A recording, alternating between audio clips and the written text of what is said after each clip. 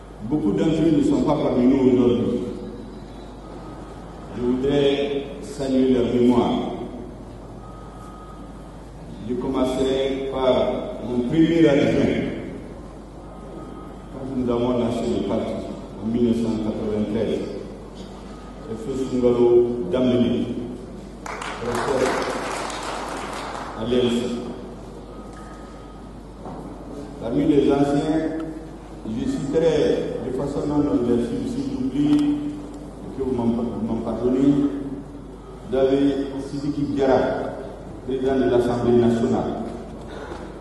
Vous avez Samba Sall, ancien député. Cheikh Oumar Doumbia, ancien ministre.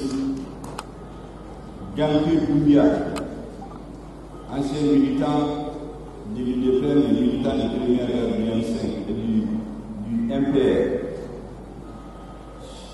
Dr Chérif Aïdara, Madame Safiatou Cissé, notre défunte présidente des femmes, et beaucoup d'autres d'amis que vous me pardonnez. Je voudrais ici saluer à travers Djibril Diallo et Idrissa Traoré tous ces anciens qui nous ont accompagnés lorsqu'il interférait ses premiers pas. Beaucoup de choses ont été dites au début que j'étais lié à certaines d'entre eux, notamment le président Moussa. Je viens de vous expliquer ce qui nous liait. Je les ai tous connus en détention. Et le président Moussa m'a vu la première fois le 12 mars 2002, 11 ans après sa chute. Je suis allé chez lui à Marcala, j'ai passé la journée avec lui. C'est la première fois qu'il me voit. On ne se connaissait pas. Il est donné la main par des hasards de circonstances 3 fois. En 1986, il est venu à Moscou à Ministère d'État en tant que chef d'État. J'étais le secrétaire général des étudiants. Il nous a reçu en audience à l'ambassade. Il a tenu un discours qu'on s'est salué. La deuxième fois, c'est lorsque j'ai été élu dans le bureau national de l'UNGM en juin 1989. Il est venu à la cérémonie de clôture. Il a fait une photo de famille avec nous. La troisième fois, c'est en janvier 1991. Quand les troupes ont commencé, il nous a réunis tous les jeunes à Koulouba, les jeunes responsables. Et ce jour, il nous a dit, ça devait être le 22 ou 23 janvier, il nous a dit, jeunes, gardez votre calme. Ne tombez pas dans la provocation. Ce qui se passe au Mali, ce n'est pas pour la démocratie. Ce qui se passe au Mali, c'est le renversement du régime, quel que soit le prix, y compris au prix du sang. Mais gardez votre calme, ne tombez pas dans la provocation. J'ai expulsé d'ici un ambassadeur d'un pays qui se livrait à des activités subversives pour mener à un bain de sang dans notre pays. Il nous a dit ce jour, contrairement à ce que vous pouvez penser, le Mali va vers le processus d'instauration du multipartisme de façon inexorable. Il nous a dit ce jour, la plupart de ce que vous entendez manifester, discourir en lui, il y a beaucoup de responsables que je reçois à Koulouba. Je discute avec eux et je leur ai dit de patienter, d'installer leurs associations. Dans quelques semaines, il y aura le congrès de l'UDPM et le multipartisme sera déclaré. Ils transformeront leurs cellules en comité de leur parti. Mais pour l'instant, la Constitution dit que le parti est unique. Je ne veux pas faire un discours pour violer la Constitution. Parce qu'en 1968, lorsque nous avons pris le pouvoir, l'une des justifications, c'est que le pouvoir d'alors avait violé la Constitution. Le multipartisme était autorisé à l'article 2. Tous ceux qui ont voulu créer des partis, notamment Mamadou Fayenke, ont été arrêtés, jugés, déportés. Ils n'ont eu droit au retour qu'après 68. La liberté de presse était supprimée. Boubacar Keïta de la Rue était exilé. c'est après 68 qu'il est revenu. La liberté de presse, c'est nous qui l'avons restaurée en 1988. Nous de regarder les journaux qui écrivent sur moi. Ils traitent mon gouvernement de voleur et d'escroc. D'autres prévoient que je serai fusillé avec mon épouse. J'ai demandé de laisser les gens s'exprimer sur un apprentissage. Je n'emprisonnerai jamais les journalistes. Bravo!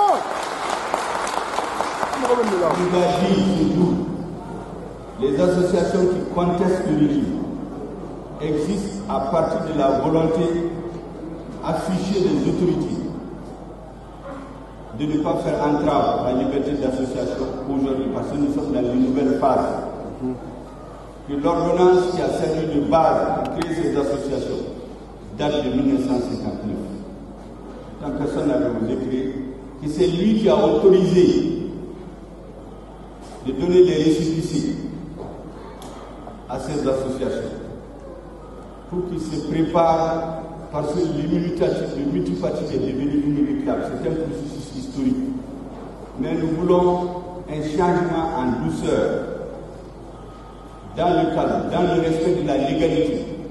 Parce que si on s'habitue à faire des ruptures, à violer la Constitution, le pays ne nous trouvera plus de la stabilité. Il nous a dit celui que le congrès de l'UDPM est prévu pour le 28, 29, 30, 31 mars. Puis dès le 1er avril, les députés vont voter la déconstitutionnalisation du parti. Il va promulguer la loi et à partir du 1er avril, les partis vont se créer. Il nous a dit ce jour que son mandat finit en juin 1991. Il a dit aux opposants qui venaient chez lui à Cuba qu'on ne peut pas créer des partis en avril à l'ère des élections en juin. Ce qu'il a répété au BSO. Il dit donc qu'il faut une transition de 9 mois qui sera discutée avec l'opposition pour qu'ils puissent se préparer. C'est ce qu'il nous a dit ce jour-là, en janvier 1991. Regardez sa mémoire. Et les débats étaient intenses dans le parti. Nous, les jeunes, comme dans toutes les organisations, nous étions à l'avant-garde du parti. Donc nous ne mettions plus de pression sur la direction que les gens ne croyaient, au point que moi je me suis retrouvé dans les locaux de la sécurité d'État, une semaine avant le changement de régime. L'ancien directeur de la SE peut m'entendre. J'y ai été interrogé parce qu'on avait cru que j'étais un opposant dans le système. Je ne l'étais pas, je défendais mes opinions.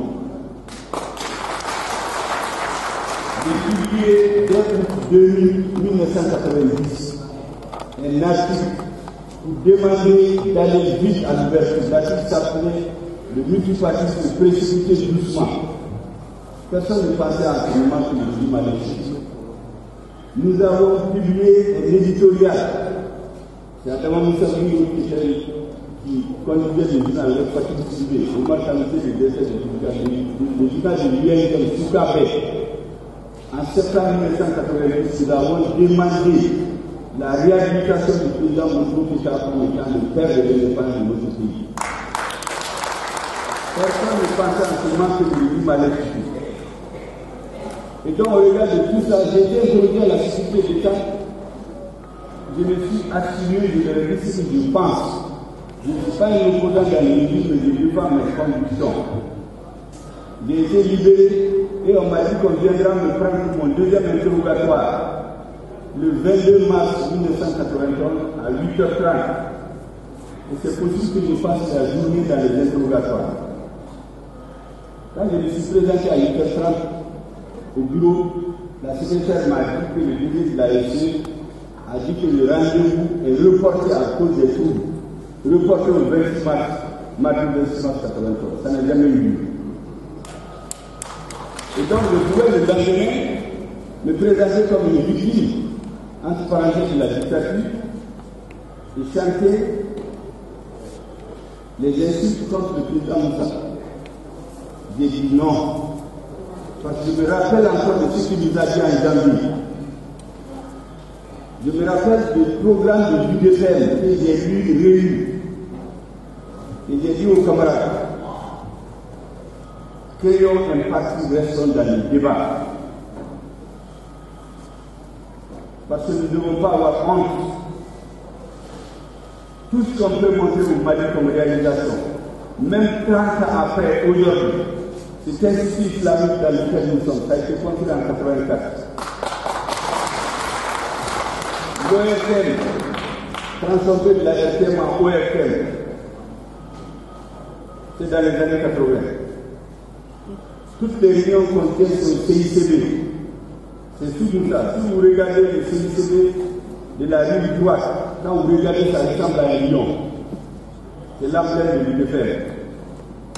Le pont face, le palais de la culture, l'aéroport de Sénou Moungo Keita, la grande mosquée de Bamako, la route Sévaré-Gao, la CNDT, j'en passe.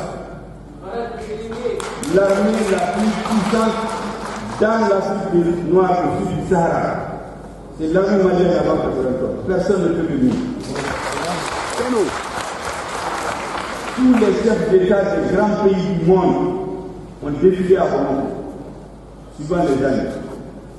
Le président, le vice-président des États-Unis, Bush, le pape Jean-Paul II, François Mitterrand, ainsi de suite, ainsi de suite. Les grandes organisations sous-régionales qui font la fierté de l'Afrique, la CENSAT, le CILIC, la CEDEAO dont nous parlons aujourd'hui, ont été initiés au Mali. La CEDEAO, c'est l'initiative du président du Mali, réuni avec le président du Nigeria, Yakubu Gowon, et Moussa Traoré, qui ont pris l'initiative de créer la CEDEAO.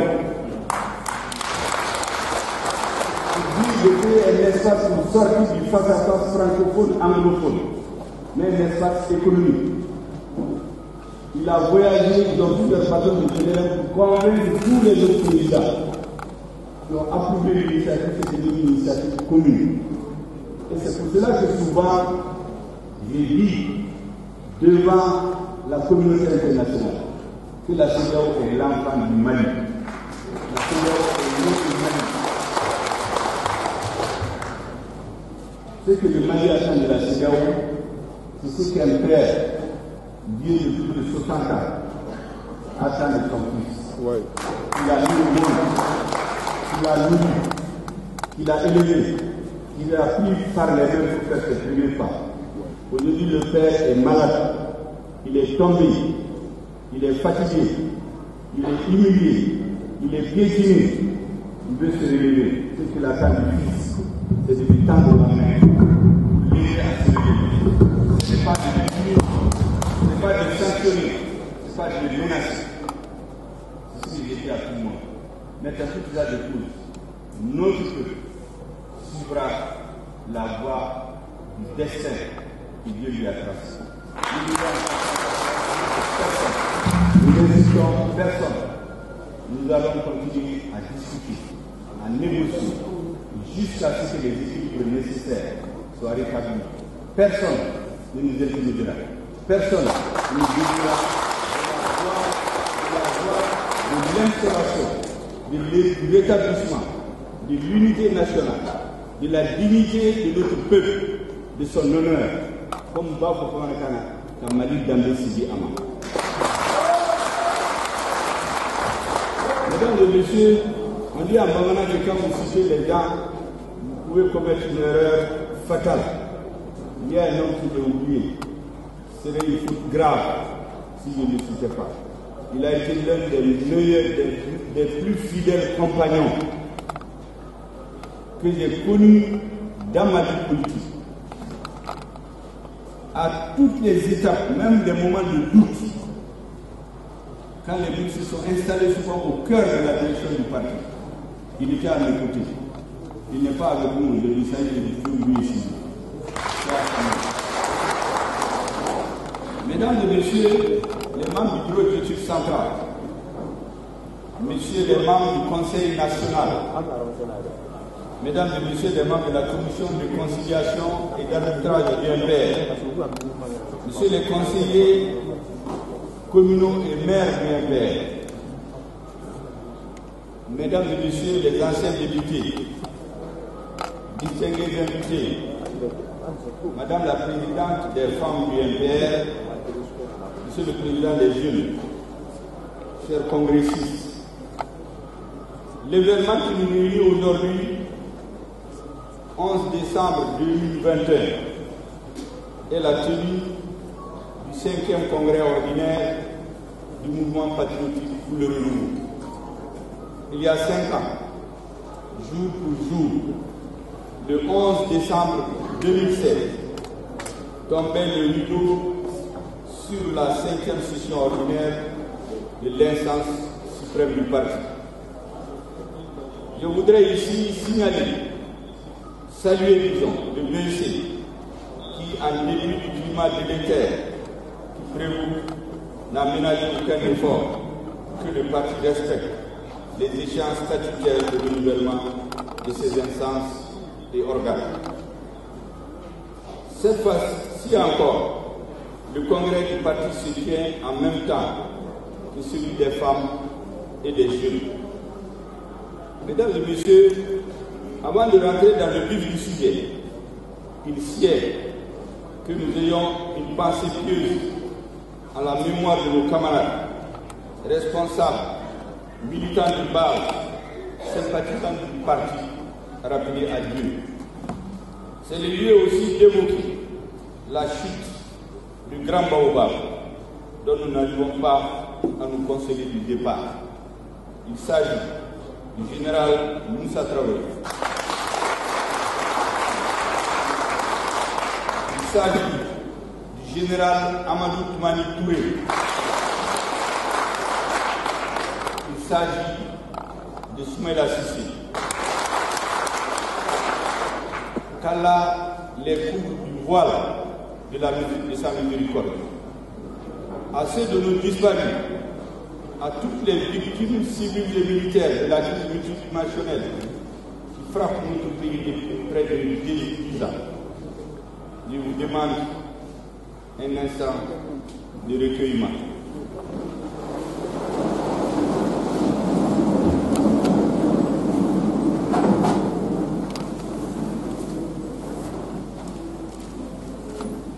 Merci bien.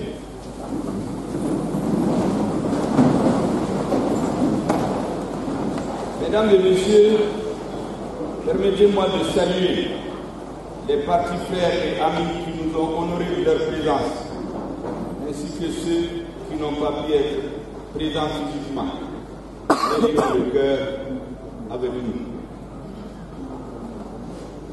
Mesdames et Messieurs, le MPR en tant que courant politique a été placé sur les fonds baptismaux le 13 juin 1993, il y a de cela plus de 28 ans. En effet, c'est après 1 an et demi de bataille juridique autour du sigle de l'UDPM rénové, suite au refus des autorités d'alors d'autoriser ce parti, que le récépissé du MPR lui a été donné le 9 janvier 1995. Suite à une nouvelle Assemblée générale constitutive, tenue dans la nuit du 31 décembre 1994 au 1er janvier 1995. C'est dire que l'enfant est devenu un jeune adulte, prêt à affronter les aléas de la vie, prêt à assurer la relève qu'il n'a pas connu le régime de l'UDPR. Il a le droit et le devoir de connaître la geste du MPR qui a déclaré haut et fort prendre en charge l'héritage de ce parti. Face à la doxa qui voulait faire croire que le Mali a connu le paradis de 1960 à 68, que le 19 novembre, il a été précipité dans l'enfer pendant 23 ans, qu'il est revenu au paradis au prix du sang le 26 mars, nous avons fait une autre lecture, empreinte de vérité, de lucidité et surtout d'objectivité. Nous avons affirmé et réaffirmé que la Deuxième République n'a pas fait que du bien, ni que du mal. Le bilan de chacun des régimes politiques contient des aspects positifs et des aspects négatifs. Chacun a connu des hauts et des bas. Chacun a eu ses forces et ses faiblesses. Prendre en charge l'héritage politique, c'est le parfaire en tirant toutes les leçons et tous les enseignements du passé, en le débarrassant de toutes les tares inhérentes à son caractère unique et constitutionnel et en l'adaptant au nouveau contexte politique. C'est aussi prendre notre courage et notre dignité à deux mains devant l'histoire pour reconnaître volontairement et sans pression aucune et condamner fermement tout ce qui a pu être porté comme atteinte aux droits et libertés de tous ceux qui, pour diverses raisons, mais en toute sincérité, étaient opposés à l'UDPR. Nous avons dit haut et fort que notre parti ne sera jamais une entrave au processus démocratique. De sa création à aujourd'hui, il a inscrit tous ses actes dans le respect de la Constitution, des lois et règlements de la République. Nous avons résisté aux menaces de mort, aux campagnes de diabolisation, d'intoxication et de dénigrement du MPR. Nous avons résisté aux campagnes d'enlèvement et de séquestration des responsables du parti par les services de renseignement, aux bastonnades et coups et blessures contre les militants du MPR, aux campagnes de terreur psychologique et morale contre les membres de nos familles, aux campagnes d'arrestation arbitraire, d'emprisonnement et de jugement expéditif, avec au bout des condamnations pour contraindre à abandonner le MPR, en disant toujours Dieu et le peuple sont nos seuls juges. Le temps est notre allié le plus sûr. Nous avons dit et répété aux militants, et j'ai toujours insisté là-dessus, n'insultez pas, n'insultez jamais le passé, n'insultez pas, n'insultez jamais l'avenir. Et nous avons fait de la réconciliation nationale le fondement de notre parti. À ce propos, mesdames et messieurs, je voudrais rappeler ici avec force et conviction ce que j'ai dit à l'ouverture du 4e congrès ordinaire du parti en décembre 2011. Je cite: la quête de la réconciliation nationale, qui constitue le socle sur lequel s'est structuré notre discours depuis la création de notre parti, n'est pas pour le MPR une manifestation d'un complexe de culpabilité, encore moins la richesse effrénée d'une quelconque absolution. Elle procède plutôt de notre conviction forte que les grands problèmes du pays ne seront durablement résolus que par un consensus national inclusif auquel adhère l'essentiel des couches et forces politiques et sociales significatives de la société. Fin de citation. Je le disais en décembre 2011. Ce discours, je peux le tenir aujourd'hui. Il est d'une brûlante actualité. On parle aujourd'hui d'inclusivité. Nous en avions parlé depuis 2011. Elle procède de notre conviction. Mesdames et messieurs, je voudrais ici m'arrêter pour dire avec le cœur, comme au début de mon intervention, quelques mots. Vous savez, dans l'histoire des grandes nations, dans l'histoire des États, aucune nation ne s'est construite sans des erreurs, même des fautes graves de dirigeants. Ceux qui doivent ou qui pensent prendre le pays en charge, ce n'est pas de jeter tout ce qui a été fait. Ce n'est pas de déchirer des pages. Ce n'est pas non plus de dire que tout ce qui a été fait est bien, de déiser les dirigeants. Ce qu'il faut faire, c'est rechercher obstinément, comme je l'ai dit, même avec une torche, ce qu'ils ont pu réaliser du bien, du positif au nom de la nation, le retenir. Là, ils ont fait des erreurs et des fautes. Le connaître, le comprendre et tourner la page dessus. Retenir ce qui a eu de bien et construire petit à petit l'édifice. C'est comme cela qu'au fil des années, la nation est construite et devient grande. Tous les grands pays que vous voyez, dans leur passé, il y a eu même des crimes graves qui ont été faits par des dirigeants. Mais les nouveaux dirigeants qui ont voulu reconstruire leur pays, ils ne se sont pas attardés sur les erreurs. Ils ont pris ce qu'il y a de positif pour ouvrir de nouvelles perspectives. Je vous donne un exemple. Je peux citer l'exemple de la France, de l'Angleterre, de la Russie. Je vous donne l'exemple de la Chine que tout le monde connaît.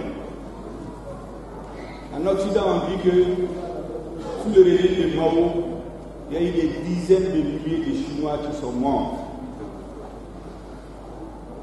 Deng Xiaoping, qui est le père de la nouvelle Chine, pour avoir dit que le chat soit gris ou noir pourvu qu'il attrape la souris. En voulant dire qu'il y a un régime politique, il doit satisfaire les besoins de la population, qu'il soit capitaliste ou socialiste. C'est ce qu'il voulait dire en métaphore. Pour avoir dit ça, il a été arrêté et déporté.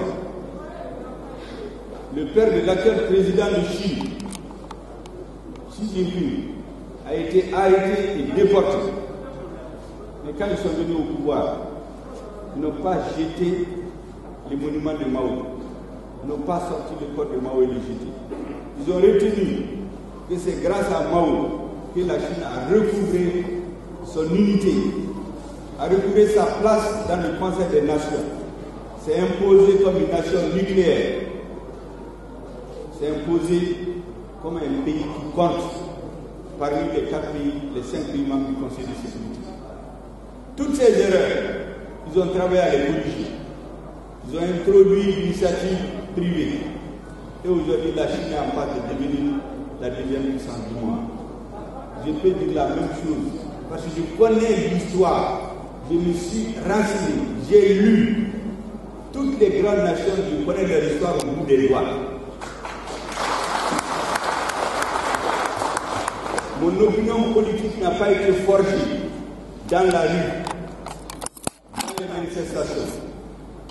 Ça a été forgé dans la lecture, en essayant de comprendre dans l'histoire contemporaine de notre pays.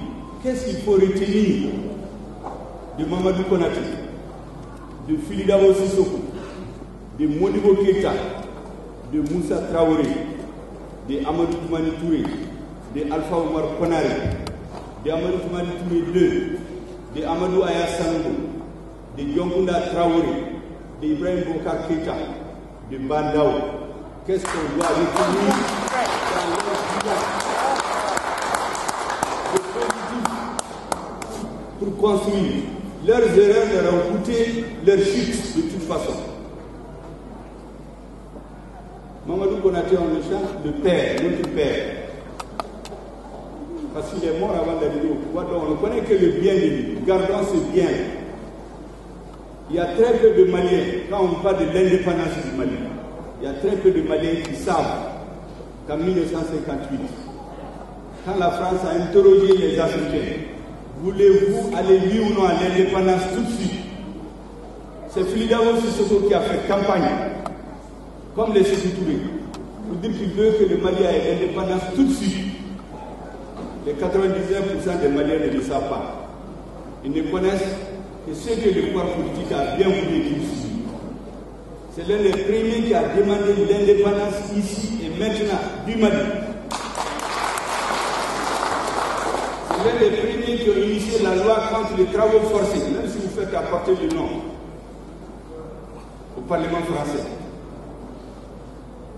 C'était un grand homme, un écrivain, un penseur, un philosophe, dont les œuvres doivent être enseignées dans nos écoles, dont la riche œuvre littéraire doit être rapatriée partout où c'est prêt dans les bibliothèques, que les Maliens le sachent et en soient fiers. Les erreurs qu'il a pu commettre, certaines de ces erreurs lui ont coûté la vie. Qu'est-ce qu'on peut donner plus que la vie? Mais il y a des gens au Mali, dès que vous parlez de Philidao, ils rentrent dans tous leurs états. Parce qu'ils n'ont que ce qu'on leur a dit de lui. le président Moukoukéka. Vous savez, moi je lis beaucoup sur la décolonisation. Vous savez, Pierre Mesmer, le premier ministre français au moment de la décolonisation, au moment de la décolonisation qui était gouverneur de Daouel, il a fait ses mémoires. Je les ai lus intégralement. Il y a une phrase qui a retenu mon attention. Je l'ai su de mémoire. Il dit qu'en 1960, au moment de donner l'indépendance, ils ont pris soin de donner le pouvoir à ceux qui réclamaient l'indépendance avec le moins d'intransigeance, après avoir éliminé politiquement et militairement tous ceux qui exigeaient l'indépendance avec intransigeance. Tirez-vous même les choses.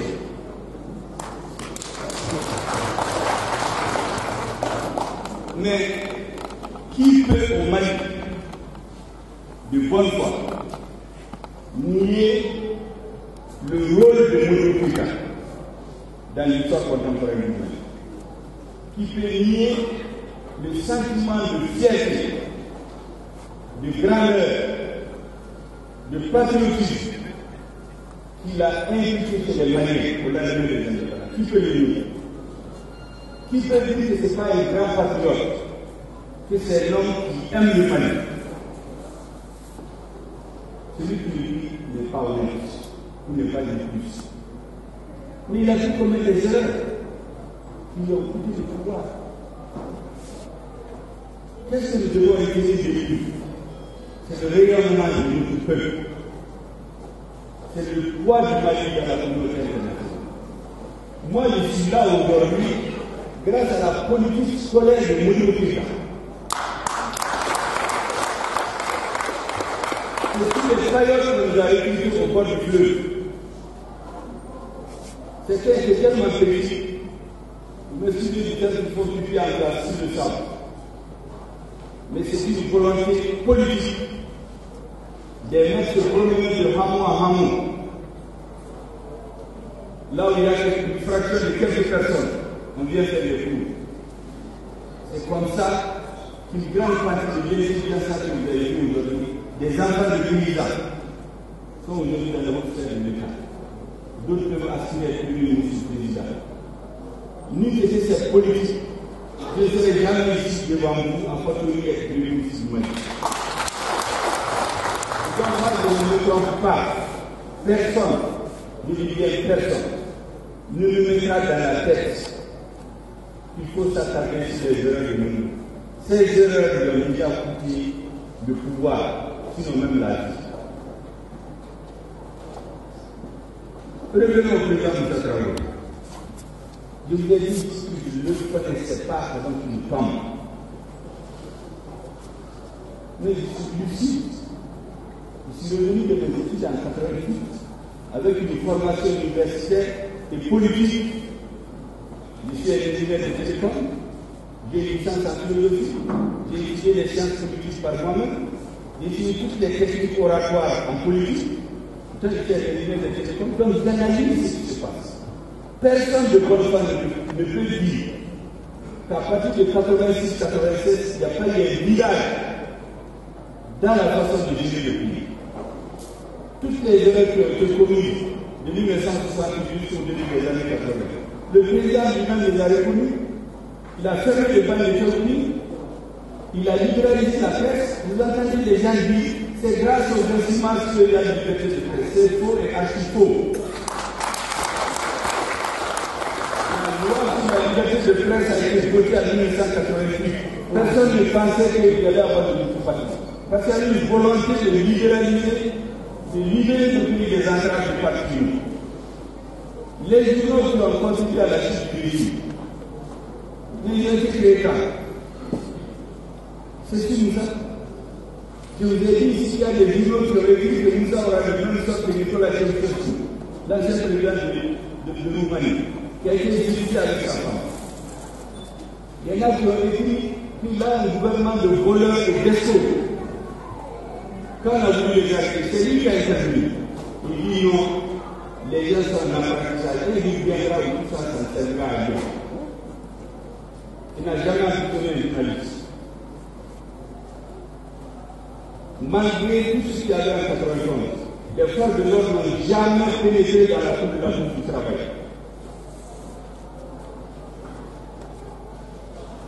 Qui n'ait pas pu gérer le virage vers le multipartisme, ça c'est une autre affaire. Mais à son profil, il a dit de libérer tous les autres, c'est lui le responsable, c'est lui qui était à la tête de l'État. Qu'il y ait un complot pour le renverser, personne ne peut lutter ça aujourd'hui. Ceux qui le contestent, ils savent pourquoi.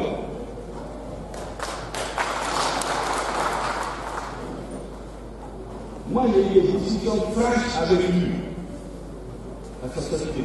Je lui ai dit de m'expliquer comment mon niveau est mort, comment Samuel a disparu. Il m'a dit son opinion de le mettre dans le mémoire. Je sais là où j'ai trompé, je l'écrirai aussi, je l'ai dit. Mais le pouvoir, c'est le destin.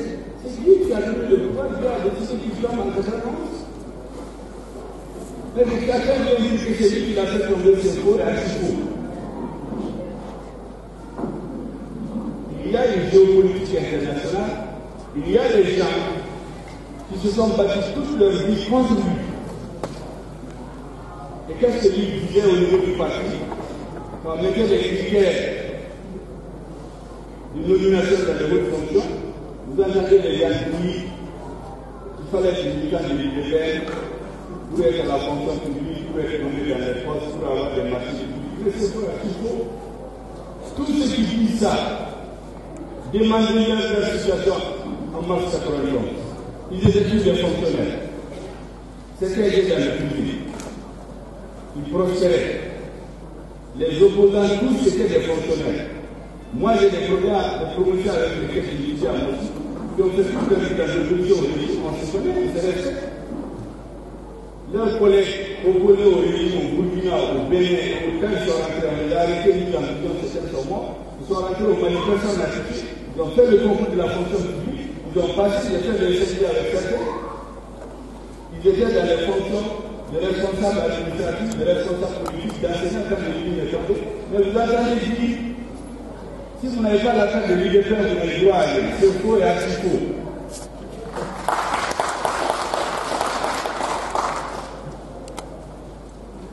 Je ne vais pas donner le nom parce que ce n'est pas le sujet.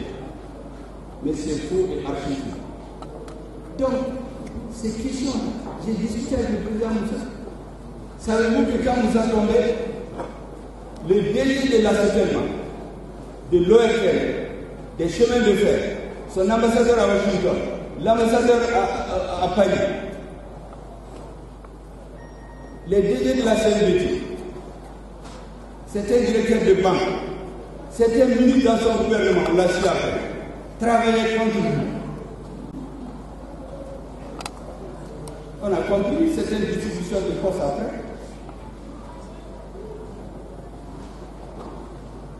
Les théories de mars 91, celui qui dirigeait les opérations de maintien d'ordre.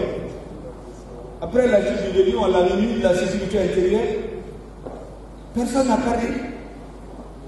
Celui qui dirige les opérations de maintien d'ordre, le nom ministre au lendemain de la chute de l'Union. Pour dire qu'on va enquêter pour savoir comment les gens sont morts. Et les gens applaudissent. L'occasion était bonne pour demander où est-ce que Cabral a été enterré, comment il est mort. Personne n'a demandé. Mais à chaque occasion, les gens font. Ils font du commerce de la mémoire de Cabral. Alors qu'on aurait pu diriger en héros, au lieu de se statuer des monuments, prévoir une pension pour sa famille, on ne l'a pas fait. Allez-y voir comment sa famille est. Sa famille est amère. Moi, je suis allé m'asseoir aux dépositions à la commission de vérité et de conciliation. Le jour où j'ai appris ça.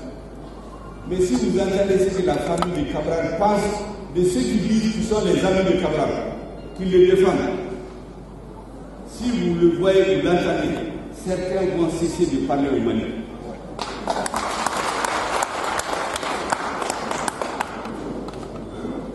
Je l'ai dit, ça c'est ce que j'ai dit, nous avons des mots. Mais après lui qui est venu, Konaré, personne n'a critiqué Alpha, certainement plus que le RPR. Nous étions dans le peloton des têtes de ceux qui le critiquaient. Mais je n'ai jamais régi. Tout ce que j'ai dit est documenté comme opposant. Je n'ai jamais commis. Je n'ai jamais cherché à porter atteinte à son honneur.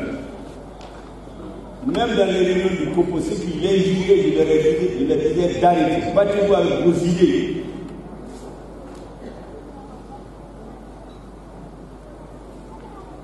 À l'occasion du cinquantenaire, il y a un journaliste qui m'a interviewé.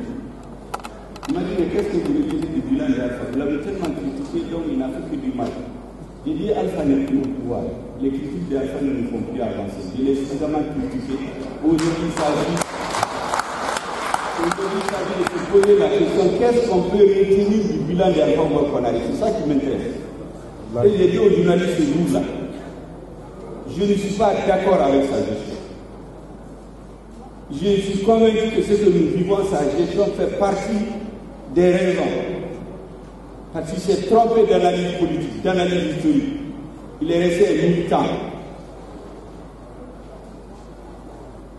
Mais j'ai dit, quand Alpha quittait, le Mali ne se tirait pas dessus. Alpha a fêté le dernier 22 septembre à Kidal. Alpha, quel que soit le reproche qu'il lui fait, il a fait réunir l'image du Mali dans le monde par ses discours flamboyants, même si je n'étais pas d'accord avec le contenu. Et donc, il a développé l'image du Mali, la façon dont il a pacifié le pays. Je ne suis pas d'accord avec ça, on ne construit pas une état sur le long terme. Mais il faut lui reconnaître le mérite que quand il quittait, les Maliens ne se tiraient pas dessus. Mais vous savez, dans mon propre parti, il y a des gens qui ont fait pleuvoir les cailloux sur ma tête. Pour dire, donc ça veut dire que toi, tu es devenu un défenseur de l'Alpha. J'ai dit non, moi je défends la vérité. C'est grâce à l'opposition à Alpha Oumar Konaré que j'ai appris à rentrer dans le fond des dossiers de l'État. Pour les connaître, parce que pour être un bon opposant, il faut se cultiver, il faut s'instruire, il faut aller savoir quels sont les erreurs et vous les critiquer. C'est ce que j'ai fait pendant 10 ans. Donc il a permis de me former aussi, politiquement. C'est sous Alpha qu'Ibrahim Boubacar Keïta, son premier ministre, a fait subir toutes les humiliations à l'opposition. Il y a des femmes du MPR qui ont perdu leur vie chez lui. Il est allé à la tribune des Nations Unies qualifier le régime de l'UDP de régime nazi. Que le Mali était devenu comme les camps de concentration d'Auschwitz et de Buchenwald. Que Moussa a inoculé la corruption dans le sang des Maliens. Mais lorsqu'il a été trahi par Alpha, il l'a dit. J'ai quitté mon boulot sans appeler sur les radios publiques. J'ai appelé un ami Samuel Touré, il m'a dit qu'il m'a confirmé qu'il était à quitter la salle.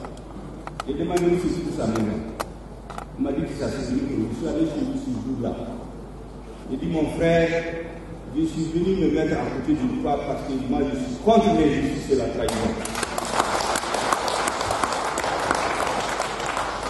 Tu t'es donné à fond à ce parti, à ce régime. On t'a trahi. On t'a inhumé. Tu peux me pointer désormais parmi tes alliés. On va réguler le monde. Celui-là, il était seul avec sa réponse. C'est comme ça que nous avons continué notre alliance. On a développé après avec notre temps, qui est espoir de l'Église, qui a soutenu à Tété le deuxième tour pour être président. Le premier tour, les voix étaient partagées. Tété avec ses alliés avec 30%, Soumela avec ses alliés 30%, Ibeka avec ses alliés 30%. C'est parce qu'Ibeka a rallié à Tété. Il a eu la majorité. On est resté des alliés, on a pris l'Assemblée ensemble. Lorsqu'il a décidé de se détourner du monde, dans mon parti, ils sont là, il a fait un meeting où il nous a insultés. Il a dit que nous ne représentons rien, c'est grâce à lui qu'on a quelque chose, c'est lui qui nous a porté. Les autres partis d'espoir de l'idée qui ont répondu dans la presse, j'ai dit au MPR, il dit, moi je ne suis jamais de passé ni d'avenir. Les Maliens nous ont dit ensemble ici la main dans la main. Ils ne nous verront pas en train de nous insulter.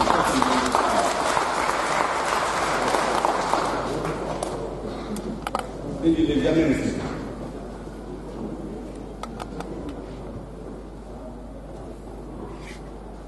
Atété est tombé. Il a fait cette demande. Je ne suis pas présenté en 2007 contre lui parce que je considérais qu'il était en train de faire mieux que ce qu'il pouvait faire. Il y a des gens qui ont quitté le MPR à cause de ça. Ils ont dit qu'ils ne devaient pas sur la critique. C'est le camarade de Moussa Traoré, c'est ceci, c'est cela. Je dis non. Atété a eu un discours pendant la campagne de 2002. Il dit retrouvons ce qui nous unit. Alors que le régime précédent a divisé la société. Diviser les Mali en patriotes démocrates, patriotes sincères et les autres, les restaurateurs.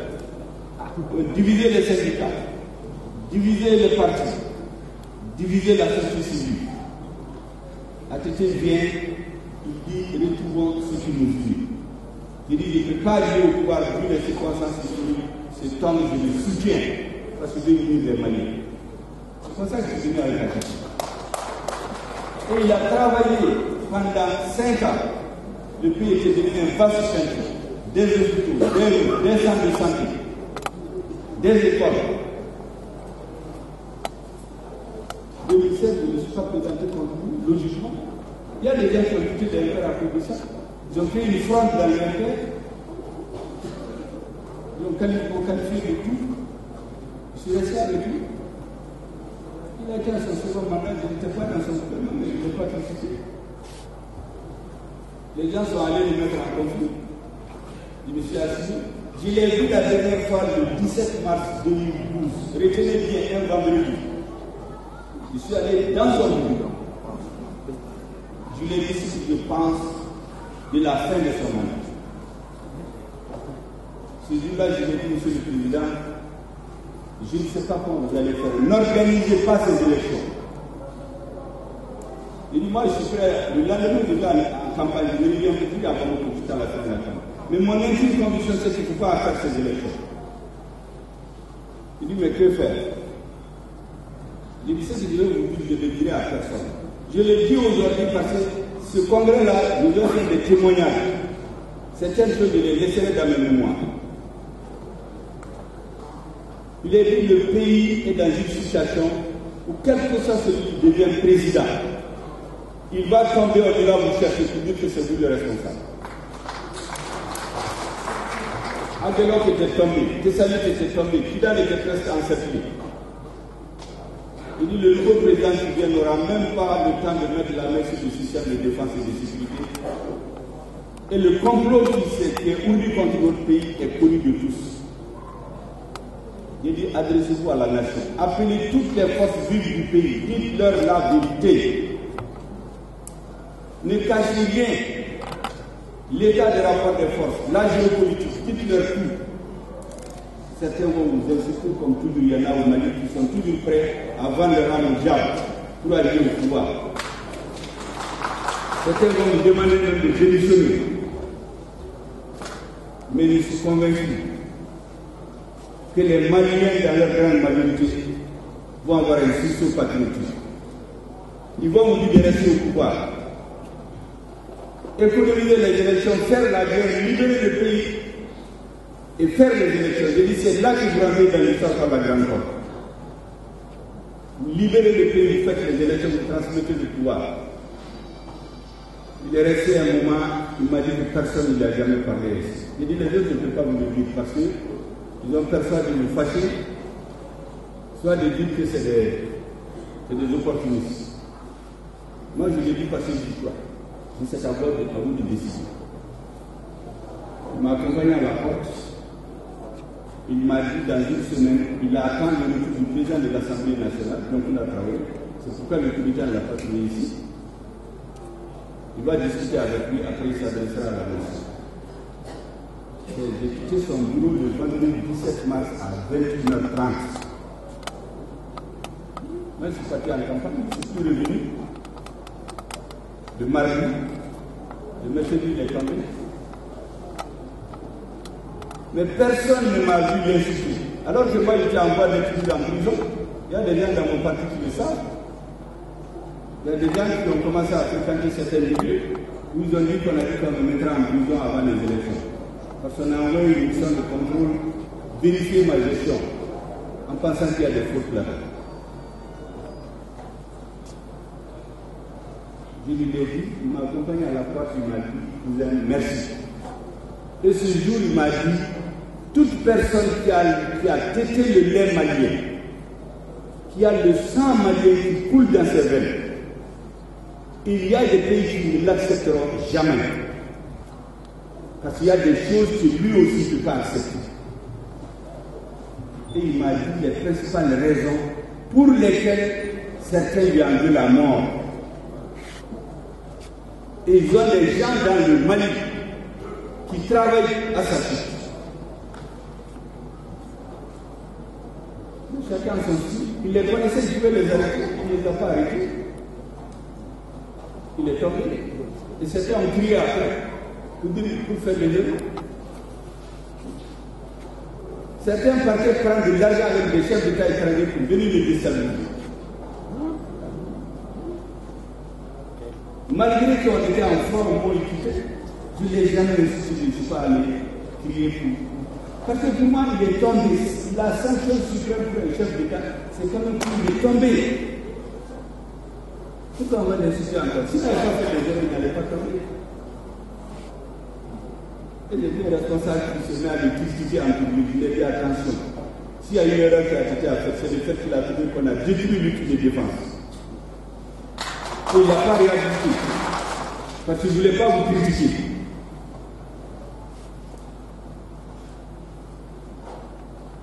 Donc avec lui, moi j'ai appris à travailler les dossiers de l'État. Il a fait de moi ministre. Mon parti a été témoigné. Je ne suis jamais proposé à une candidature de ministre. J'ai donné les CV des cadres de mon parti. C'est le président qui a été au premier de me dire que c'est de moi qui veux dans le gouvernement. Je travaille avec lui, je l'ai fréquenté, j'ai compris sa façon de faire. Donc je lui dois quelque chose. Comme à Philidamo, ce que Mamadou Keïta, sur lesquels j'ai couru, comme Modibo Keïta, comme Alpha Oumar Konaré, pendant le règne duquel je me suis formé à la connaissance des grands dossiers de l'État dans l'opposition, j'ai appris avec lui comment gérer un État. L'État est venu au pouvoir. C'était notre allié naturel. C'était le seul candidat qui n'a rien négocié. Dès que les résultats sont sortis, mon parti s'est réuni. À l'unanimité, nous avons décidé de le suicider. Je l'ai envoyé par mon directeur de campagne. Je suis allé bien négocier avec lui. On n'a jamais demandé de portefeuille du ministre. Il a fait ce gouvernement, c'est en 2015 qu'il m'a appelé au gouvernement, au nom de mon parti. Quand je lui ai envoyé les cartes de CV de mon parti, le premier m'a dit non, c'est de toi que le président veut.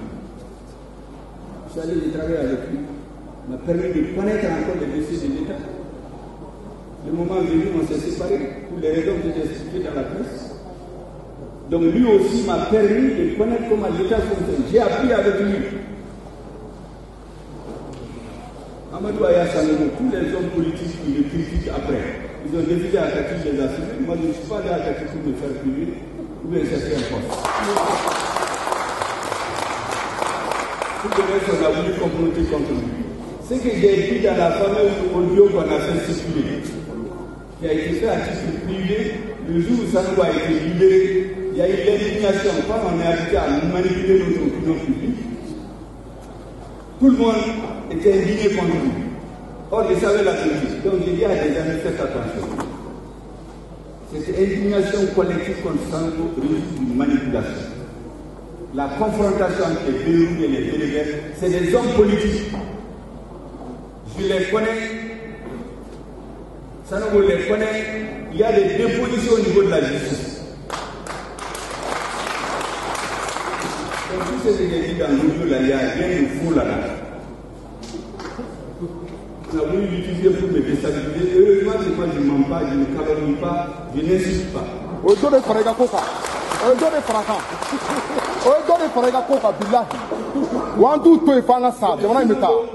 Ça ne m'a pas fait de mais j'étais contre cette manipulation honteuse, orchestrée avec des étrangers pour l'humilier.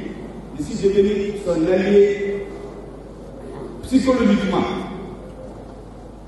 Donc c'est en le défendant, en expliquant aux gens que j'ai dit l'audio qu'on a sorti qui a été fait depuis que je l'ai dit à toi, au niveau de mon parti, dans 2 ou 3 rencontres. Si quelqu'un a enregistré, pour l'utiliser aujourd'hui contre moi, il perd son temps. Bravo!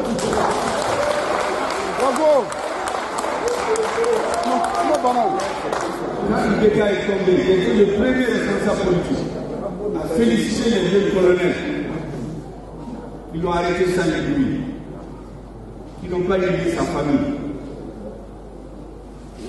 Ça n'a pas été le cas des régimes précédents. Je les ai salués parce que j'ai dit qu'il a été chef de l'État du Mali. Quel que soit ce qu'on peut lui reprocher, il est déjà tombé. C'est la sanction suprême. Il ne faut pas l'humilier parce que tous les pays ont humilié les anciens chefs d'État. Ça n'a jamais apporté de bonheur au peuple. Ok. Je viens de vous donner le cas de la Chine.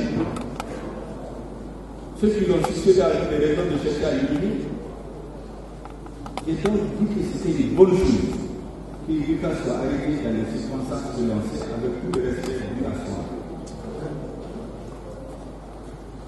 Bandao était l'un des premiers responsables politiques. Elle lui a envoyé des messages par des amis. Et il m'envoie aussi des messages que je garde pour moi. C'est pour cela quand il a été nommé président, je ne l'ai jamais critiqué. J'ai critiqué la façon dont les colonels l'ont installé au pouvoir. En disant que s'il l'avait présenté comme leur candidat, on aurait fait campagne pour qu'il soit président. On n'avait pas besoin de nous juger. Mais on a compris après ce qui s'est passé. Il y a certains parmi nous qui travaillaient eux-mêmes dans le but de tout le monde. Dieu a fini par mettre la lumière sur eux. C'est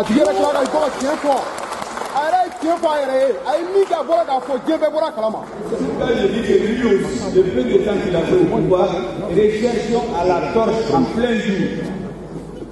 Qu'est-ce qui a pu être fait de bien sûr? C'est pourquoi j'ai dit à un ambassadeur récemment, quand certains chefs d'État nous qualifient de gouvernement illégitime qui n'existe pas, j'ai dit, mais les mêmes personnes avaient qualifié le gouvernement de Bandal d'avoir fait en 3 mois ce qu'Ibeka n'a pas fait en 7 ans. Quand il est issu d'un coup d'État, et la personne de me répondre, oui, sous Ibeka, la défense n'était pas bien étudiée. Il y avait le ministre de la Défense, le chef d'état-major, le fils du chef, du président, le DG de la SE, le président lui-même, on ne savait pas qui était le chef. Mais que sous Bandal, on a repris la direction de l'armée. On voit même sur le cadre des opérations que les choses se passent. Les soldats ont repris du courage. Ouais. Et dit ça, c'est le paragraphe dans mon discours. C'est que le ministre qui a organisé ça, la sortie du gouvernement, le 24 mai. Donc il y a un problème chez nous. Donc c'est du ministre que vous ne voulez pas. Et on a arrêté la discussion parce qu'il est confondu dans ses contradictions.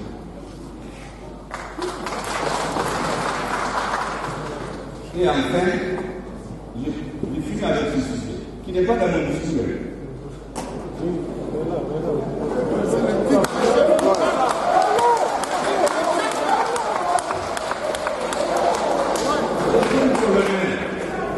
Les jeunes colonels qui ont intervenu le 18 août 2020, nous avions, parce qu'on s'est informé, d'autres étaient préparés pour prendre le pouvoir de Jésus.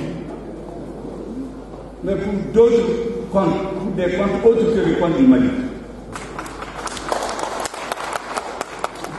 Dieu aime ce peuple. Wallahi. Ces jeunes colonels sont sortis, donné ses jours.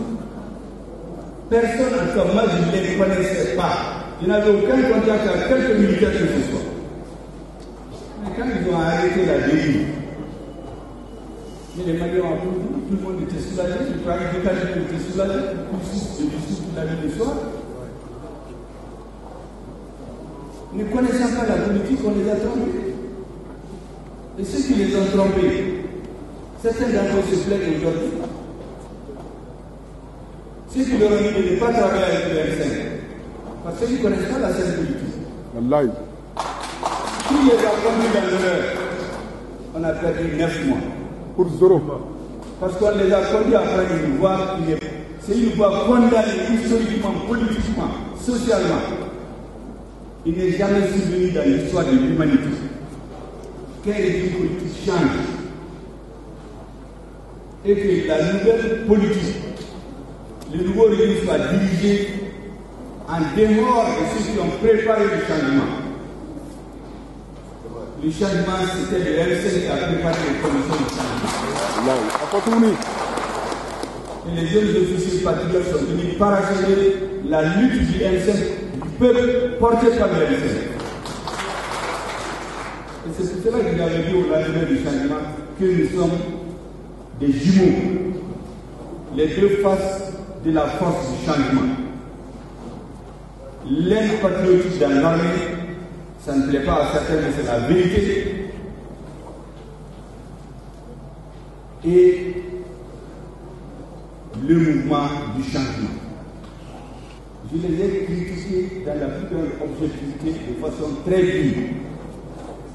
Mais ce n'est pas leur tête qui était en cause. Lorsqu'ils ont compris qu'ils se sont trompés, ils se sont ressentis. Ah oui, Qui ne se trompe pas? Personne. Sauf Dieu. Quand ils ont rencontré les M5, ils ont dit qu'ils se sont trompés. Pour moi, la bataille, la guerre était terminée.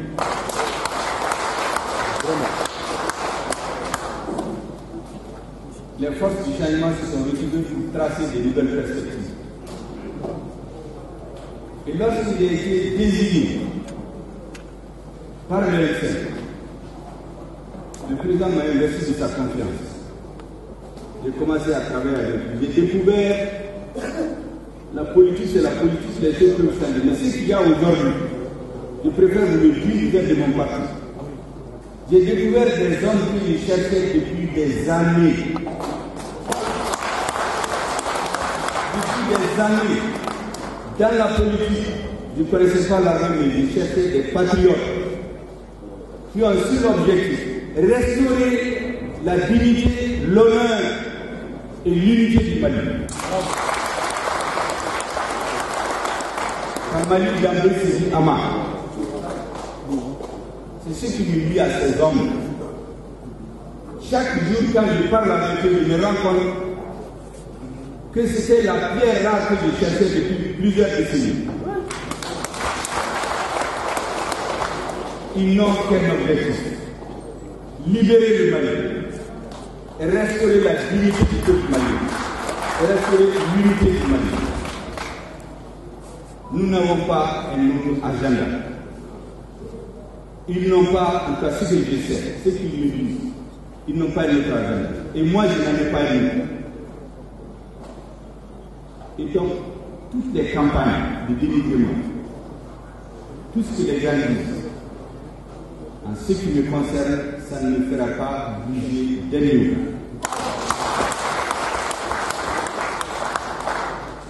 Mes convictions sont chevillées aux intérêts du peuple malien. Je ne suis pas contre quelqu'un.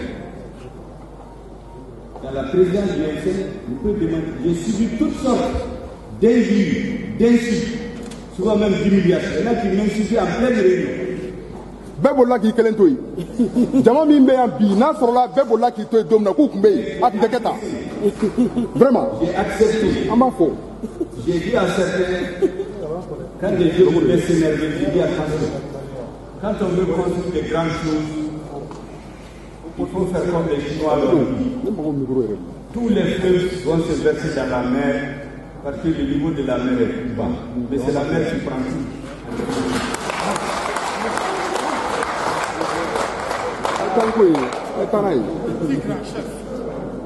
Donc j'ai accepté parce qu'on est venu de divers horizons.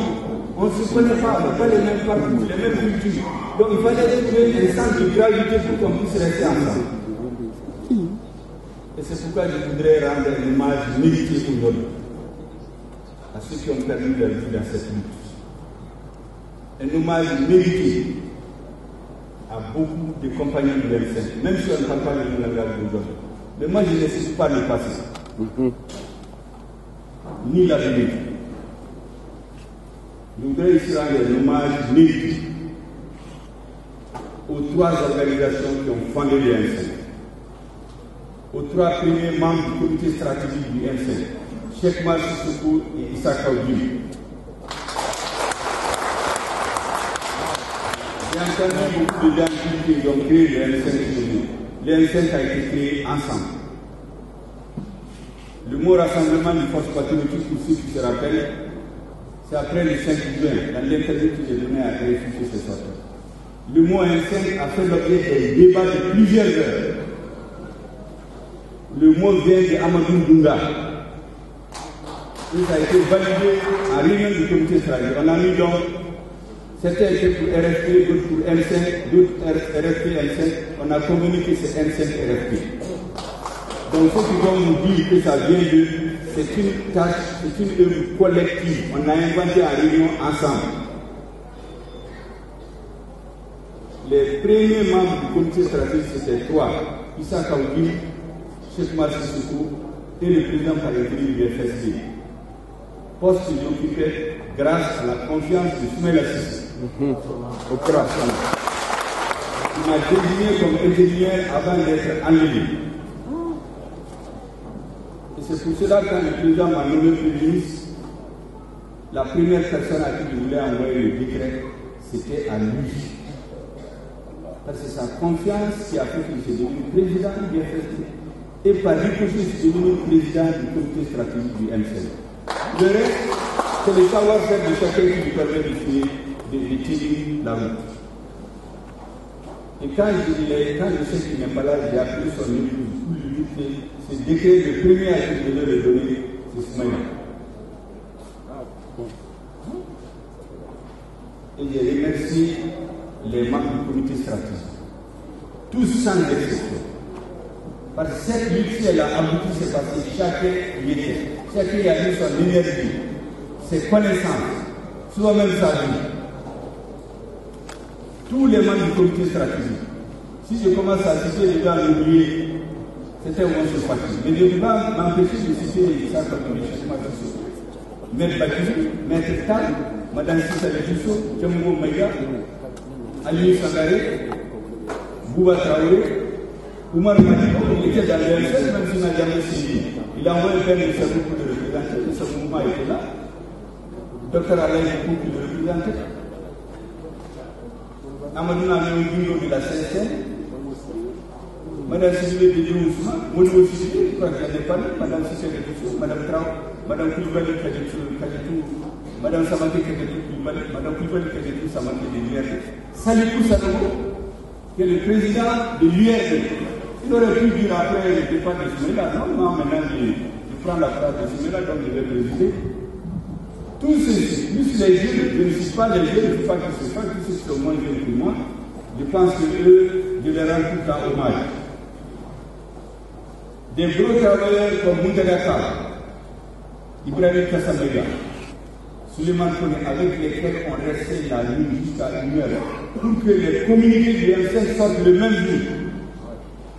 Les autres partenaires ont resté travailler sur la parce qu'il fallait relever le défi de la communication pour être en avance en permanence sur ceux qui veulent nous mettre les bâtons dans les mains. Et c'est pour cela que lorsqu'il est devenu un officiel de la communauté internationale qui n'avait pas eu bien beaucoup d'habitude en disant de lâcher les cas, de laisser les cas, quand je suis devenu Premier ministre, il m'a dit maintenant vous êtes devenu Premier ministre, on vous attend au tournant. J'ai dit vous ne me verrez pas parce que moi je vais tout voir. Voilà, là, et c'est là pour revenir au fait que je pense que pour reconstruire notre pays, nous devons scruter notre histoire contemporaine. Tous les hommes que je viens de citer, Mamadou Konaté à Bandawa. Je fais exprès de ne pas parler du président Bouta parce que c'est lui qui est aux affaires aujourd'hui, donc parler de lui, c'est pas bien. Ouais. Tout ceci, ce qu'ils ont pu laisser de positif, un temps soit peu, nous devons le prendre, de reconstruire notre pays avec de nouvelles idées. C'est pourquoi quand j'ai dit l'autre jour que c'était une critique, nous on a des idées, on travaille. C'est les idées et le travail qui font la différence entre les nations. Et une claire, une bonne compréhension de son histoire, pas ce qu'on apprend dans les médias. Sur chacun de ces hommes, sur lesquels il y a des études, j'ai tout lu. Et Dieu sait qu'il y a beaucoup à apprendre de chacun de ces hommes pour reconstruire notre pays. Je voudrais donc ici terminer par saluer, ça aurait été une erreur, l'imam de l'autorité morale de l'Église électrique. Vous savez, dans la politique, il y a des aléas, il y a des hauts et des bas. Moi, c'est pourquoi mon principe, c'est de ne jamais insulter la minute. Oui. Je l'ai enseigné au M5 depuis bientôt 28 ans. Personne ne m'a entendu critiquer l'imam du coup. Jamais.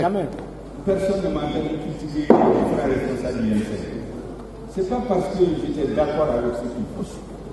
Je me dis que chacun vient dans le mouvement avec ses calculs, avec ses projets, avec ses défauts et ses qualités.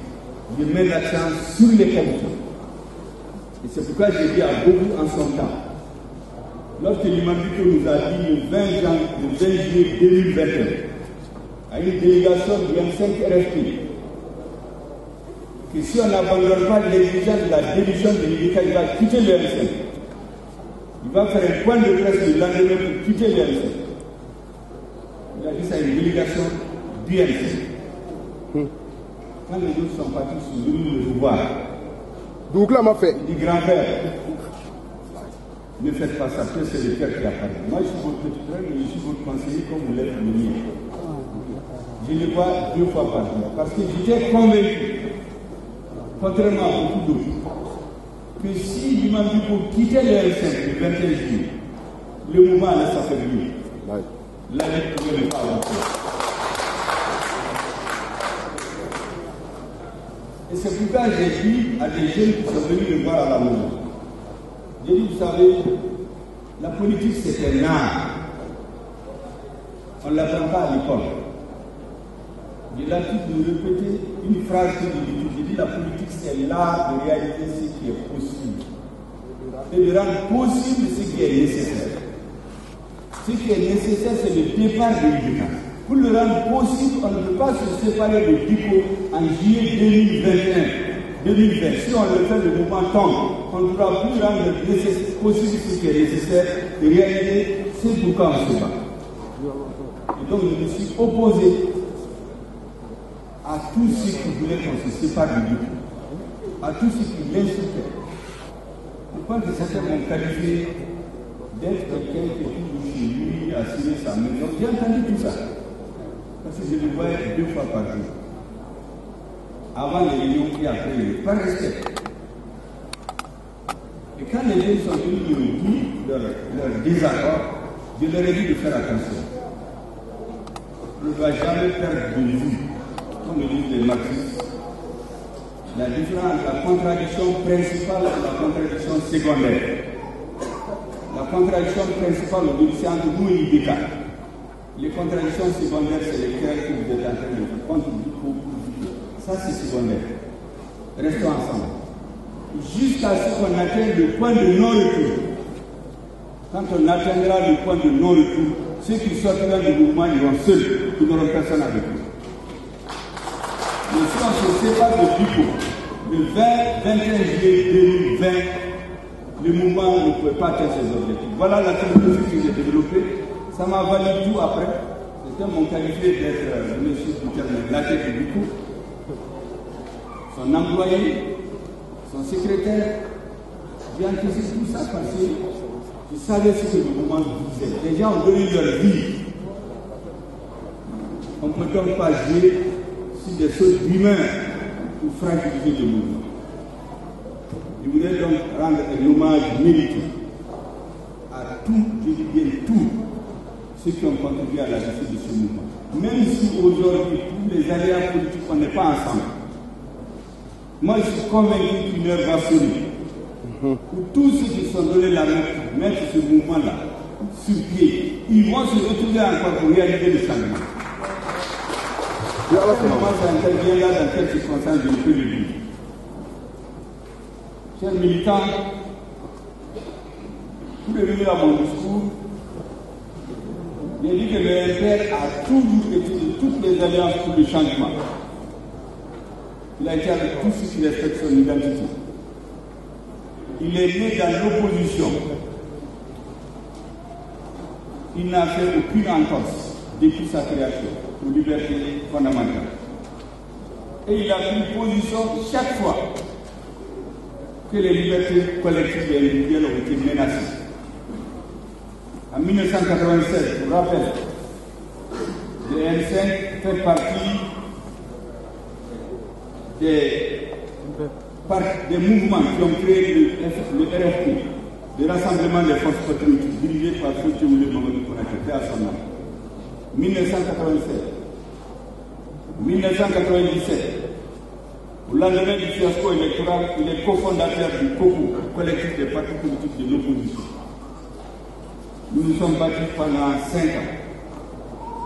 En 2002, je vous en ai parlé, je me suis retrouvé avec Maître Tal, Ibrahim Bokar Keïta et d'autres partis qui créent Espoir de l'Union pour réaliser la présidence.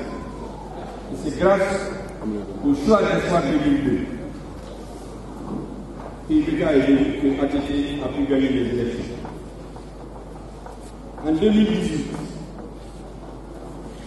le M5 se retrouve, le MPR se retrouve encore au FSD contre le détournement du vote des Maliens. Et c'est là que je me suis retrouvé aux côtés de Soumaïla Cissé. Dans mon parti ici, les camarades peuvent témoigner. La majorité n'était pas avec moi. La majorité voulait aller avec Ibeka. Et voici ce que je leur ai dit. Je leur ai dit qu'en politique, il faut faire des choix de conviction. Cette élection, Ibeka va la gagner parce qu'il s'est fait préparer pour ça. J'ai été dans son gouvernement. Ibeka ne veut pas de travailleurs. Il cherche des obligés et des serviteurs de certaines personnes. Moi, je n'en suis pas. Je vais aller avec Soumaïla, sachant bien qu'il va faire les élections. Parce qu'avec lui, je compte construire un nouvel attelage pour le moyen de long terme. Quand j'ai arrivé à la conclusion, Ibeka n'était plus la solution. Moi, je n'avais pas les moyens politiques de gagner les élections. Il fallait donc rallier Soumaïla, lui ramener ma connaissance, ma confiance, mon expertise dans la plus grande sincérité. Parce que j'étais arrivé à la conclusion que parmi les hommes politiques qui étaient là, toutes choses égales par ailleurs, il m'est apparu comme celui qui a plus de capacité de résoudre les problèmes socio-économiques auxquels le Mali faisait face. Il a une grande capacité d'ingénierie des problèmes. J'ai dit donc au niveau de mon parti, ceux qui ne veulent pas me suivre, ils peuvent aller faire voter pour Ibeka. On ne votera pas dans notre parti pour ne pas le casser pour d'autres qui n'en vont pas la peine. On va voter, les médias vont se féliciter pour dire que la majorité est allée avec Ibeka, le président est sûr qu'il est allé avec Soumaïla. Je dis, ce n'est pas la peine. Je vais à côté de Soumaïla, les Maliens me verront à côté de lui. Et j'ai été à côté de lui le lendemain. C'était le seul chef de parti. Tout ce qu'il a aidé, qu'il a parlé, qu'il a aidé financièrement, ils ont tous tourné les deux le lendemain. Donc je me suis à côté de lui pour tracer un nouveau plan pour l'avenir du Mali. Et j'étais à côté de lui. Et les militants de l'INPR qui m'ont suivi ont voté pour nous. Et au lendemain des élections, je me suis engagé à ses côtés. C'est comme ça que nous avons créé l'FCD, auquel je suis resté fidèle jusqu'à sa disparition. Et j'ai dit à son parti que le MPR est ouvert à une large coalition pour porter et réaliser les ambitions qu'Ismaël a avec tout le Mali. En 2020, toujours, après le désastre électoral, le MPR est membre du M5 RFI, dont les manifestations ont fini par remporter le résultat. Mesdames et messieurs, notre pays, il y a quelques années, se trouvait dans le peloton des têtes des pays africains en construction d'un État républicain. Mais l'élève modèle est devenu le dernier de la classe aujourd'hui. La racine du mal est essentiellement due à la mauvaise gouvernance.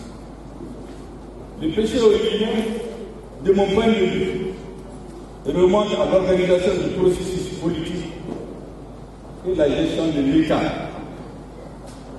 depuis au lendemain du 26 mars, mais surtout entre 1992 et 1997, surtout après le fiasco de 1997. La crise est née du refus des autorités politiques de l'époque de se pencher sérieusement sur la résolution des questions relatives aux élections, de pouvoir s'installer dans une logique d'élection patriotique dont les conséquences ont sérieusement ébranlé l'édifice de la jeune démocratie malienne. Les autorités tenaient au respect strict des délais constitutionnels, même si pour cela, le droit électoral devait être violé. Pour l'opposition, tenir les élections dans les conditions d'impréparation manifeste n'était ni plus ni moins qu'un coup de force contre la volonté de l'État. Le pays s'installe dans la désobéissance civile et la répression 5 ans durant. Il a fallu attendre l'arrivée d'Amadou Touré à la tête de l'État en 2002, avec son système de gestion démocratique consensuelle, pour que le pays retrouve une période d'accalmie. Au cours de son deuxième mandat, le président Touré initia un vaste projet de réforme politique institutionnelle, consistant à corriger les lacunes et les insuffisances révélées par la pratique institutionnelle. Mais vers la fin de son mandat, une autre crise s'abattit sur le pays, le réveil de l'identité, associé au terrorisme et au crime, aggravé la situation sécuritaire qui aboutit à la démission du président. La transition n'eut pas le temps de corriger les dysfonctionnements.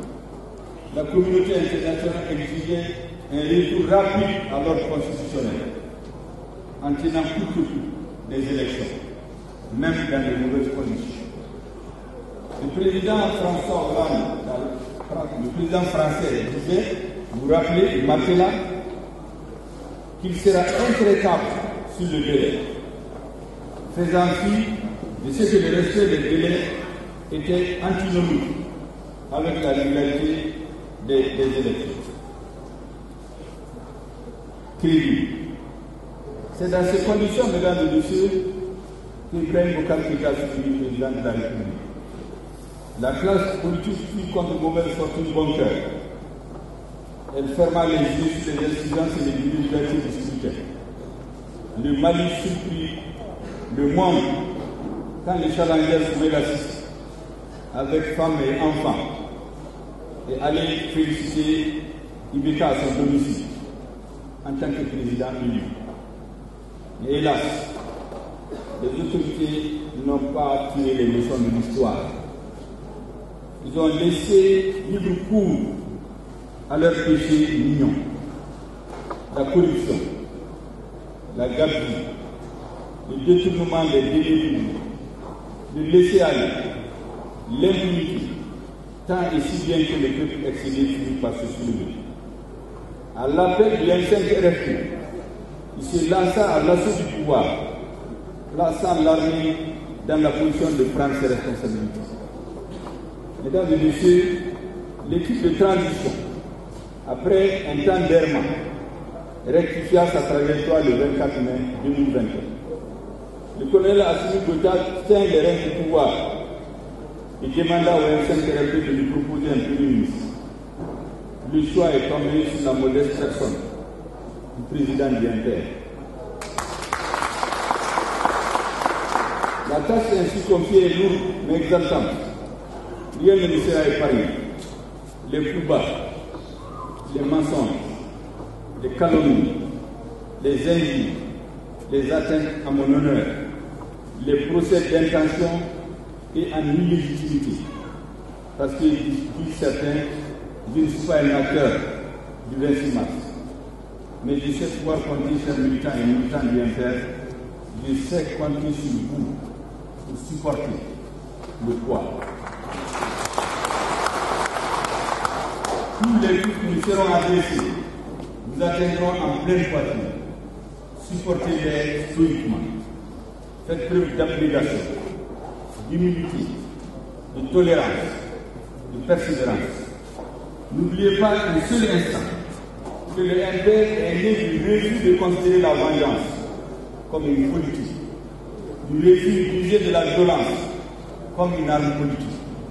Le MPR s'est imposé par ses idées, la conscience et la cohérence de son argumentaire, la pertinence de ses analyses et par-dessus tout, son attachement viscéral à l'unité, à la dignité et à la défense de la patrie.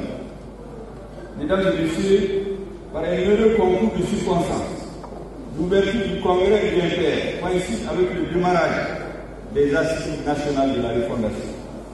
Les assises nationales de la refondation, faut-il le rappeler, c'est ce haut lieu de débat démocratique où sont conviés les forces politiques et sociales du pays pour dire ce que l'on veut que le Mali soit, pour que nos institutions soient l'émanation de notre société, que le Mali officiel et le Mali réel s'harmonisent. C'est au cours de ces assises que seront proposés les chronogrammes de la transition et les élections. Mesdames et messieurs, la transition prendra fin avec l'organisation des élections. Rappelez-nous que c'est l'organisation d'élections battues qui ont ébranlé l'édifice démocratique. Or, l'histoire est en train de se répéter. Nous voilà encore choisis entre prendre le temps d'organiser des élections crédibles ou organiser des élections à date, même si elles sont mauvaises. Les jeunes officiers qui ont pris leurs responsabilités le 20 août 2020 ne sont pas des assortis du pouvoir. Ils ont fait tous plus de la moitié de leur vie sur le théâtre des opérations militaires pour défendre notre pays. Ils pouvaient y laisser leur vie à tout moment. Ils ont vécu la soif, la faim, les engagements, les prises d'otages, les humiliations de tout genre. Ils l'ont supporté. Et donc, ils ont agi en patriotes, en freinant la descente vertigineuse de notre pays dans le précipice. Entrés par effraction dans l'arène politique, ils veulent en sortir, entrant dans l'histoire par la grande porte. Leur vœu est que ce coup d'État soit le dernier dans l'histoire du Mali contemporain. Durant les élections du passé, ils ne veulent plus d'élections battues pour qu'on ne tourne pas à la carte de départ les mêmes causes produisant les mêmes effets. Il s'agit donc de préparer les élections à venir en organisant mieux le droit du suffrage et en sécurisant mieux l'attribution des suffrages par la mise en place d'une administration pérenne de gestion des élections, autrement dit, l'installation de l'organe unique indépendant de gestion des élections. Mesdames et messieurs, au cours des présentes assises, vous aurez à relire les textes organiques du parti et à mettre en place une nouvelle direction. Concomitamment, les femmes et les jeunes renouvelleront les instances et organes de leur structure. Je suis persuadé que les opérations se dérouleront dans la sérénité comme à l'accoutumée. Vous choisirez des hommes et des femmes dignes de respect, de considération, capables de faire honneur au parti, de le représenter et de le défendre en tout lieu, dans toutes circonstances. Les prochaines élections se tiendront à la fin de la transition, donc avant le prochain congrès ordinaire. Le présent congrès devra donc se pencher déjà sur la question et donner à la direction nationale du parti des orientations précises sur la conduite à tenir le moment opportun. Je suis sûr que vous réfléchissez à la meilleure façon pour le MPR de jouer comme à l'accoutumée dans la cour des grands, dans le nouveau Mali, le Mali 3, qu'ensemble nous œuvrons à bâtir. Mesdames et messieurs, mon discours aura été incomplet si je n'avais pas insisté et salué la diaspora malienne pendant toute la vie du M5. Aujourd'hui encore, la diaspora malienne constitue l'un des fers de lance du changement. De la France aux États-Unis, en passant par l'Afrique centrale, l'Afrique de l'Ouest, toute l'Europe, les Maliens de la diaspora, en Asie, certainement en Australie, se battent au quotidien comme ils peuvent à travers les réseaux sociaux pour apporter leur contribution au changement. Les deux organisations chrétiennes que nous avons ici, le Haut Conseil, les Maliens de l'extérieur et la CSTM, font de leur mieux pour payer sur le processus de transition. Je voudrais donc rendre un hommage mérité, je dis bien mérité, à la diaspora malienne dans cette nuit. Je voudrais saluer les familles fondatrices du Bamako, toutes les notabilités, les chefferies traditionnelles du Mali, les chefferies coutumières, tous les chefs religieux, dont les bénédictions nous accompagnent de façon particulière. Je voudrais terminer les hommages en parlant de deux personnes qui me tiennent particulièrement à cœur. Il s'agit de mon père, Madi Diallo, décédé par Madi Diallo était l'incarnation de l'arbitraire que les MPR a suivi. Enlevé à près de 80 ans de son livre pour être incarcéré à la sécurité d'État pendant des semaines. C'est un faux procès.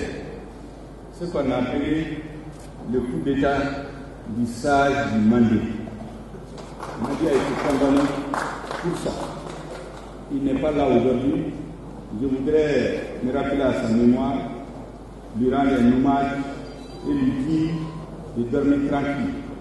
Son fils qui l'a tenu par la main dans les années 90, pour qui il faisait des chauffeurs dans les premières tribus du MPR, aujourd'hui pense tenir le flambeau qu'il a mis dans les mains.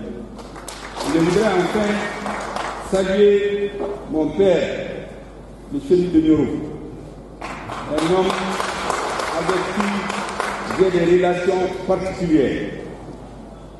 Il m'a dit un jour, mon fils, les autres hommes politiques, quand ils viennent chez moi, ils viennent demander des bénédictions et des soutiens pour être candidat ou être président.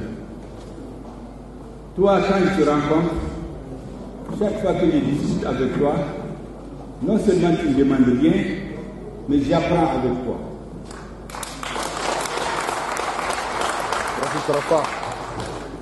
Et tu auras toujours mon soutien. C'est pour cela que quand j'ai été nommé Premier ministre, je vous ai parlé de la femme de Soumaïla à laquelle je me suis adressé. La deuxième personne, c'est à lui. De donner la copie du décret à quelqu'un, pour lui ramener, lui remettre main à main et lui dire de faire des élections pour son fils. Mon seul objectif, c'est de faire en sorte qu'à la fin de cette transition, les Maliens recouvrent tous ceux qui ont le sentiment d'avoir perdu leur unité, leur dignité, leur honneur, leur concorde sociale. Et le chérif m'a dit en retour, et l'émissaire qui me l'a mis, je vous le dis aujourd'hui parce que c'est des choses que je partage avec vous. Il m'a dit avec le président de la transition, restez ensemble. Ne vous trahissez pas. Restez chevillés aux revendications pour lesquelles les Maliens se sont soulevés. Ne trahissez pas le peuple. Si vous ne trahissez pas le peuple malien, si vous restez collés à ce qui a été promis au peuple pour qu'il se soulève, et pour lequel je l'ai soutenu, cette transition posera les bases les fondations des Mali nouveaux. Et le Mali sera un pays dans lequel il sera bon vivre un jour. Peut-être que ce n'est pas avec vous, mais c'est vous qui poserez les fondations. Il dit, mon fils, c'est ce qu'il te demande. Et j'ai dit, j'ai téléphoné le lendemain, j'ai fini à l'avoir personnellement. Et il dit qu'en ce qui me concerne, je ne dirai dernier des exigences autour duquel le peuple malien se mobilise. Elles sont 5. Travailler à assurer la sécurité des personnels de Mali. Lutter contre la corruption et l'impunité. Travailler à organiser des élections propres, crédibles. Faire les réformes politiques et institutionnelles nécessaires. Travailler à une mise en œuvre heureuse pour l'ensemble des Maliens de l'accord pour la paix et la réconciliation nationale. Pour que notre pays retrouve son unité, sa cohésion dans la diversité.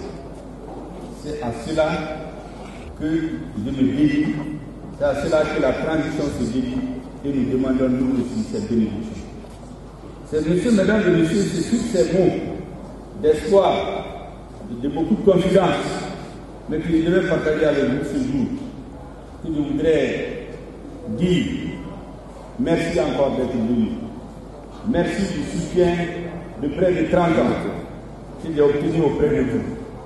Certains ont eu des choix à faire entre perdre leur boulot, perdre leur place, humilier leur famille, divorcer leur épouse pour rester avec nous. Il y en a qui ont fait le choix de rester avec moi. Je voudrais les remercier. Ambéa. Ambéa.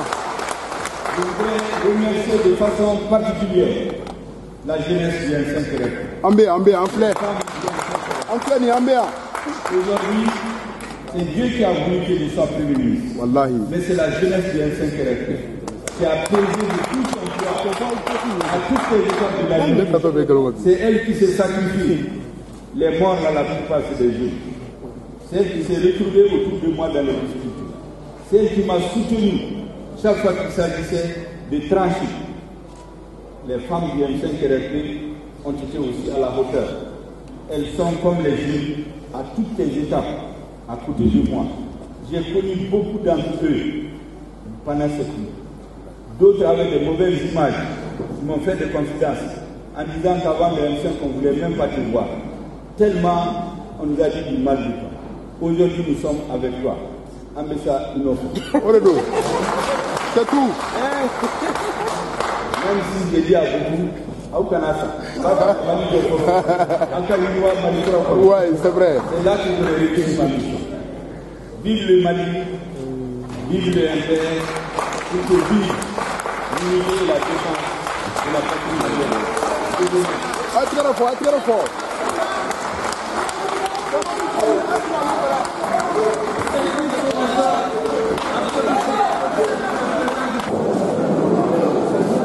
Merci.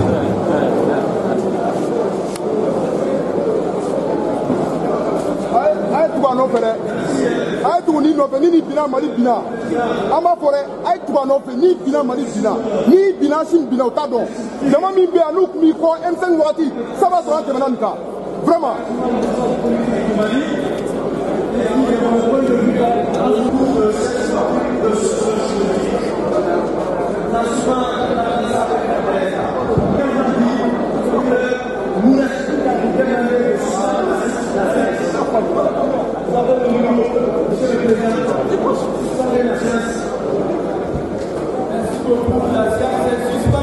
Voilà, merci.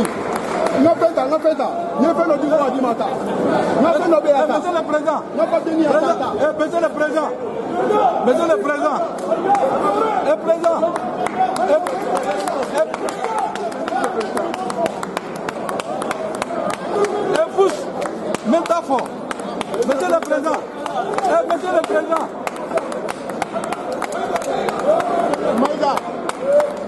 Maïga. Monsieur le Président,